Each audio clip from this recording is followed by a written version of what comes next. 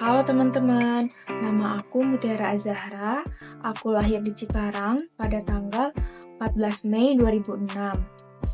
Aku tinggal di Subang, dan sekarang aku sedang menjalani pendidikan di Universitas Bakti Kencana Bandung, yaitu pada Prodi S1 Farmasi.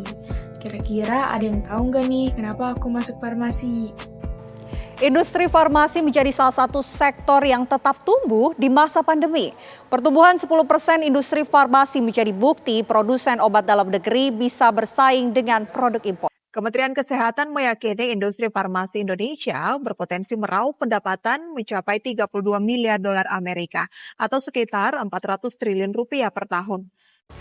Nah teman-teman, alasan atau motivasi aku masuk farmasi yang pertama, peluang karirnya luas. Farmasi itu bukan hanya tentang menjual obat.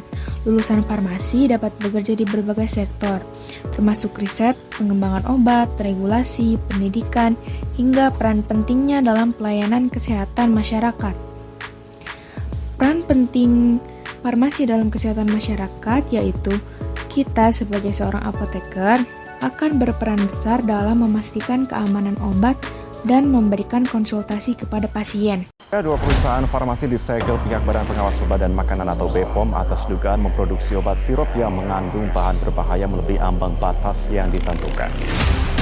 Pemirsa, Balai Besar Pengawas Obat dan Makanan Kota Medan melakukan pemeriksaan kepada pihak manajemen PT Universal Pharmaceutical Industries.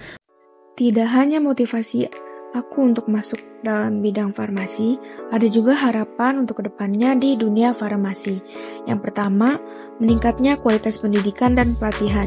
Pendidikan yang lebih berkualitas dapat menghasilkan tenaga farmasi yang lebih kompeten dalam menghadapi tantangan di lapangan. Kemudian, peningkatan regulasi dan pengawasan. Seperti kita lihat pada video berita yang tadi, farmasi yang maju memerlukan sistem regulasi yang lebih kuat untuk mengontrol peredaran obat yang tidak terdaftar, berbahaya atau palsu. Selanjutnya, aku bakal sharing-sharing nih ke kalian gimana sih cara aku buat nyelesain tantangan-tantangan yang ada di Prodi S1 Farmasi. Nah, yang pertama ada manajemen waktu. Nah, solusi aku buat manajemen waktu itu ada 3. Yang pertama itu mendahulukan prioritas tugas.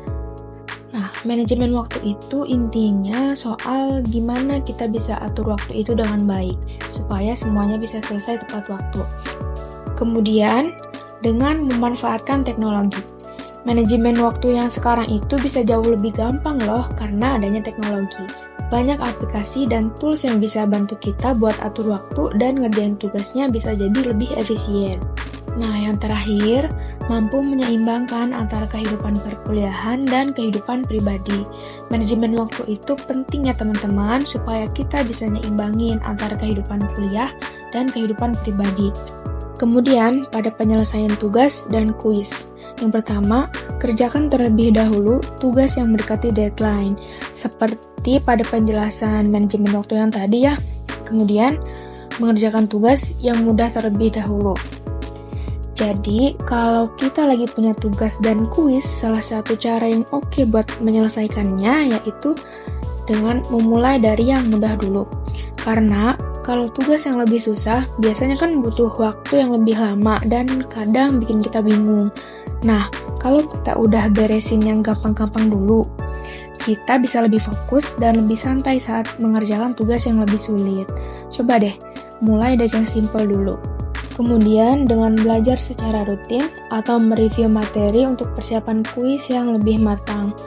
Buat ngerjain kuis atau tugas dengan lebih baik, penting banget buat kita buat belajar rutin dan mereview materi secara teratur. Tekanan akademik dengan cara mengelola stres seperti memberikan self-reward. Salah satu cara ini agar kita bisa tetap bertahan dan gak gampang stres dengan cara belajar mengelola tekanan tersebut. Jadi, setelah kita berhasil menyelesaikan tugas atau ujian, beri diri sendiri hadiah kecil sebagai bentuk apresiasi atas usaha yang sudah dilakukan. Kemudian, membuat jadwal belajar yang lebih fleksibel. Dengan jadwal belajar yang fleksibel, kita lebih santai tetapi tetap produktif. Nah, untuk solusi terakhir pada tekanan akademik, Kita harus yakin terhadap proses, tidak hanya pada hasilnya saja.